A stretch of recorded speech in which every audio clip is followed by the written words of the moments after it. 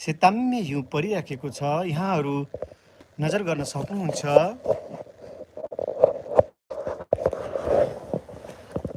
हरे कृष्ण कृष्ण कृष्ण हरे हरे, हरे राम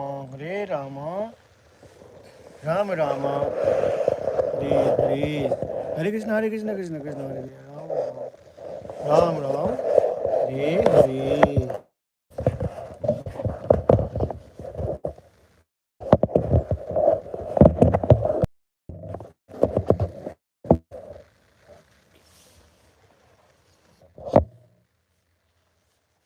ओम अज्ञानतिमिरान्धस्य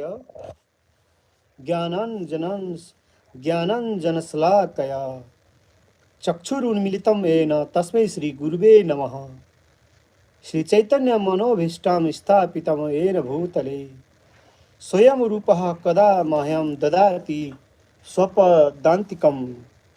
वन्देह श्रीगुरुः श्रीयुतपदकमलं श्रीगुरून् वैष्णवांश्च श्रीरूपं साग्रजातं सहगण रघुनाथवन्दितं तं सजीवं साद्वैतं सावधूतं परिजनसहितं कृष्णचैतन्यदेवं श्रीराधाकृष्णपादांसह गणललिता श्रीविशाखान्वितांश्च। हे कृष्ण करुणा सिन्धु दीनबन्धो जगतपते गोपेश गोपिकान्त राधाकान्त नमस्तुते। तप्त कंचन गौरांगी राधे वृंदावनेश्वरी वृषभानुसुते देवी प्रणमामि हरिप्रिये। वाञ्छा कल्पतरुभ्य च कृपा सिन्धुभ्य एव च पतितानां पावनेभ्यो वैष्णवेभ्यो नमो नमः। श्री कृष्ण चैतन्य प्रभु नित्यानंद श्री अद्वैत गदाधर शिव सादि गौर भक्त वृंद। हरे कृष्णा कृष्ण कृष्ण हरे हरे, हरे राम राम राम हरे हरे। इमं विवस्वते एवं प्रोक्तवान् हम व्ययं विवस्वानामन्वे प्राह मनोरीक्ष वा कवि ब्रवीत। एवं परम्पर प्राप्तमिमं राजर्षय विदु सकालेन महता योग नष्ट परन्तप।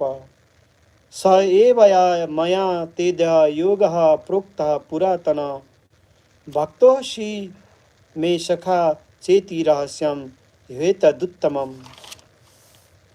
कुनै निष्क्रिय अवस्थामा भगवानका भक्त हुन्छन्, कुनै सक्रिय अवस्थामा भगवानका भक्त हुन्छन्, कुनै मित्रवत रूपमा भागवत भक्त हुन सक्दछन्, कुनै माता पिताका रूपमा भक्त बन्न सक्दछन्, कुनै दाम्पत्य प्रेमीका रूपमा पनि भगवानका भक्त हुन सक्दछन्।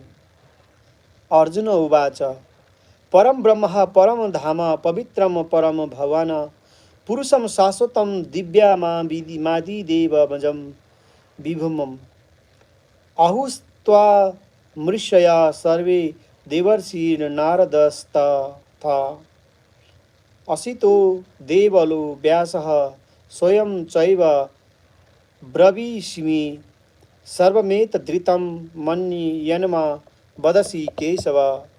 न हि ते भगवान् व्यक्तिं विदुर्देव न दानव।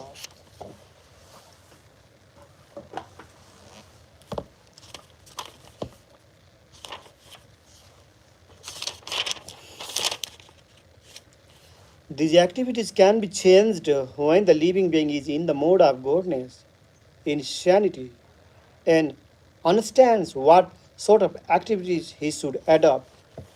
If he does so, then all the actions and reactions of his past activities can be changed. Consequently, karma is not eternal. Therefore, we started that of the five items Isvara, Jiva, Prakriti, time, and karma. Four are eternal, whereas karma is not eternal. The supreme conscious Isvara is similar to the living entity in this way. Both the consciousness of the Lord and that of the living entire are transcendental. It is not that consciousness is generated by the association of matter. This is a mistaken idea. The theory that consciousness develops under certain circumstances of material combination is not accepted in the Bhagavad Gita.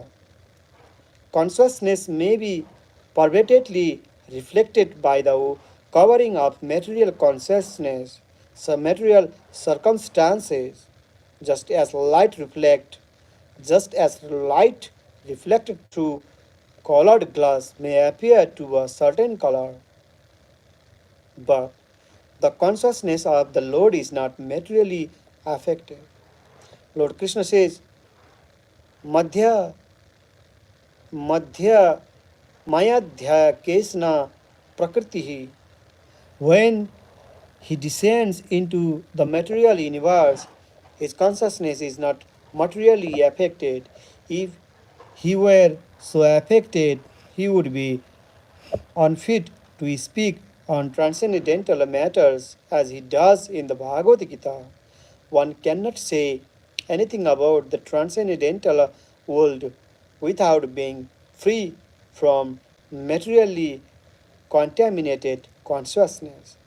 So the Lord is not materially contaminated. Our consciousness, our consciousness at the present moment, however, is materially contaminated.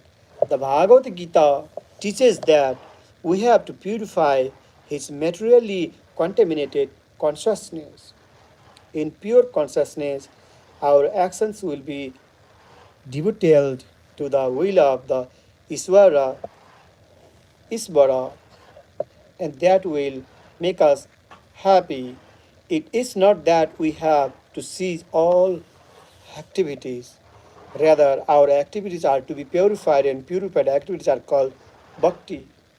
AC activities in the bhakti appear to be like ordinary activities, but they are not contaminated. An ignorant person may see that a devotee is acting or working like an ordinary man, but such a person with a poor fund of knowledge does not know that the activities of the devotee are of the Lord are not contaminated by impure consciousness or matter.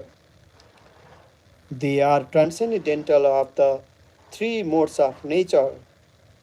We should know, however, that at this point our consciousness is contaminated. When we are materially contaminated, we are called conditioned.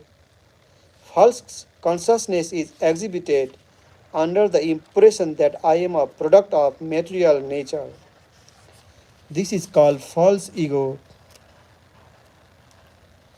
One who is absorbed in the thought of bodily conceptions cannot understand his situation. Bhagavad Gita was spoken to liberate one from the bodily conception of life, and Arjuna put himself in this position in order to receive this information from the Lord. One must become free from the bodily conception of life.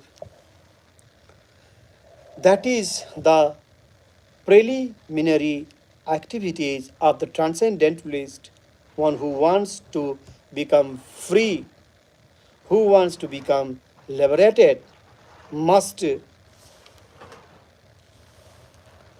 first of all learn that he is not this material body. Mukti or liberation means freedom from material consciousness. In the Srimad Bhagavatam also, the definition of liberation is given.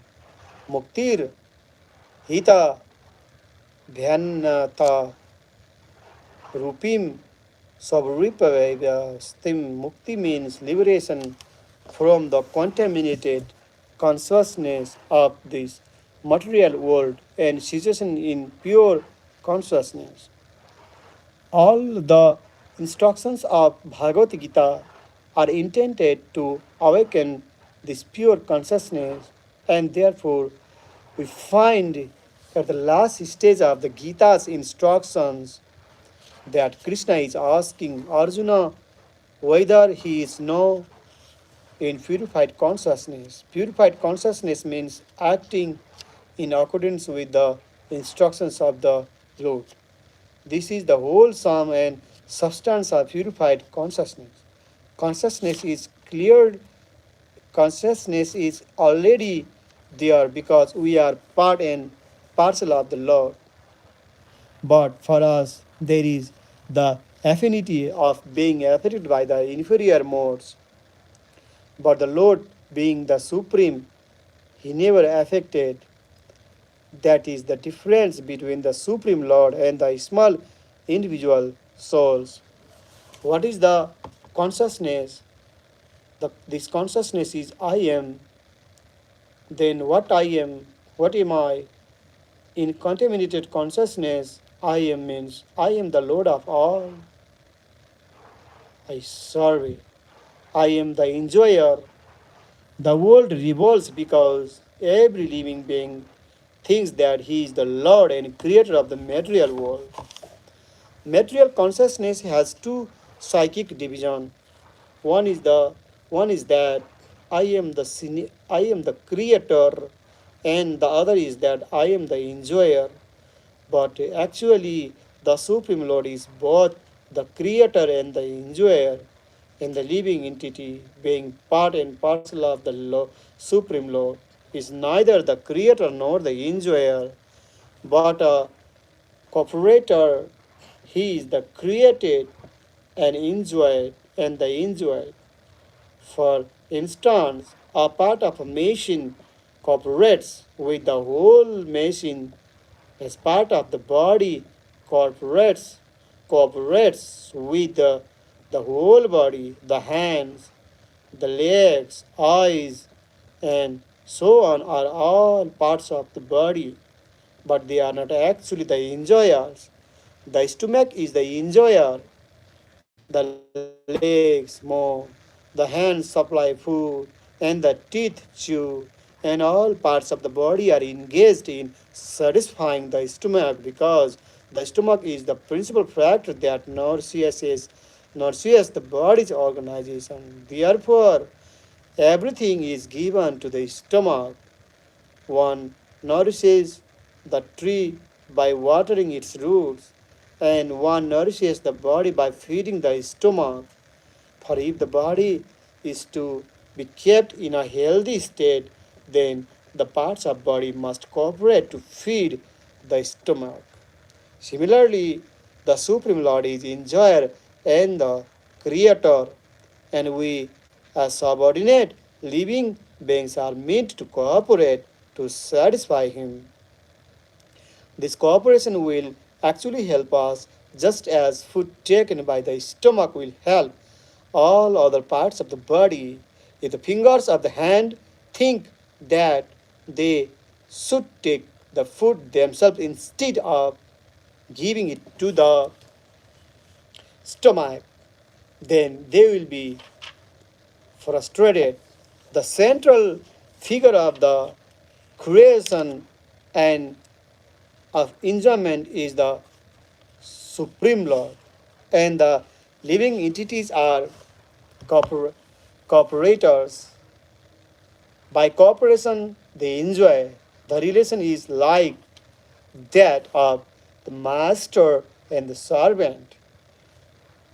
If the master is fully satisfied, then the servant is satisfied.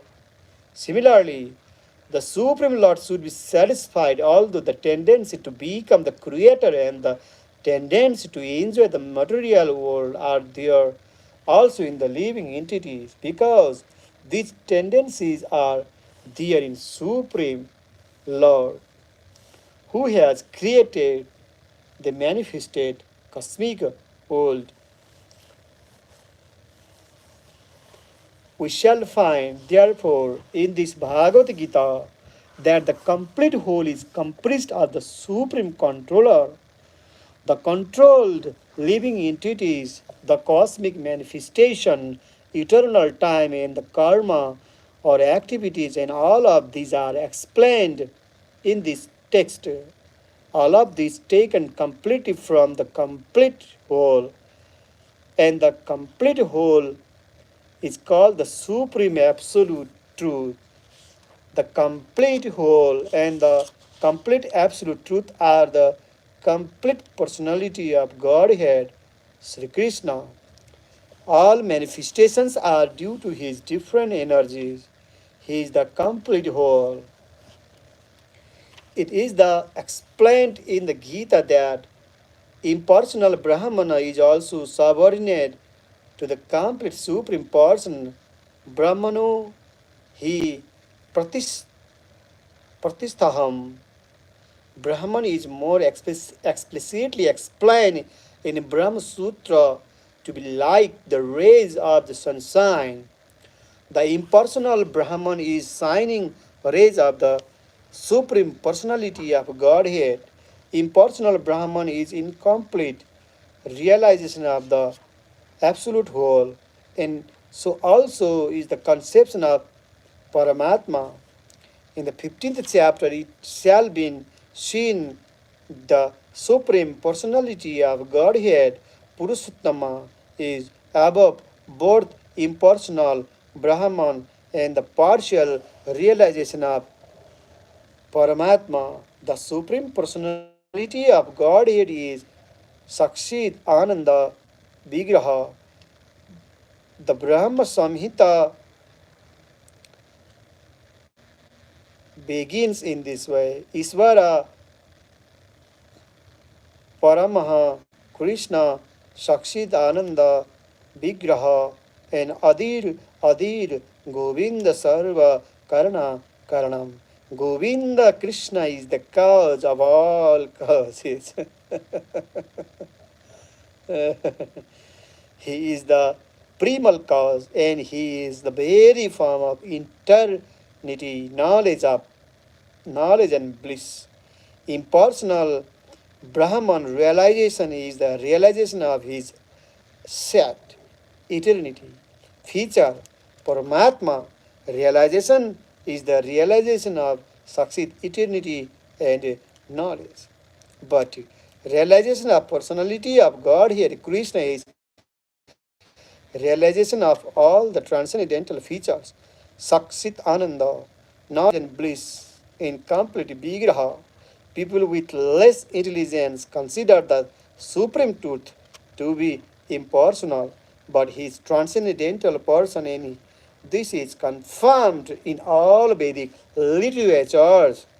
Nityo Nityanam Chetanas Chetananam Tatha Upanishad 2.2.13, as we are all individual living beings and have our individuality, the supreme absolute truth is also in the ultimate issue of person and realization of the personality of God here is realization of all transcendental features in his complete form. To complete whole is not formless.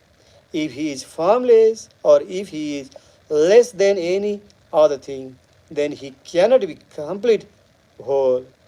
The complete whole must have everything within our experience and beyond our experience, otherwise, it cannot be complete.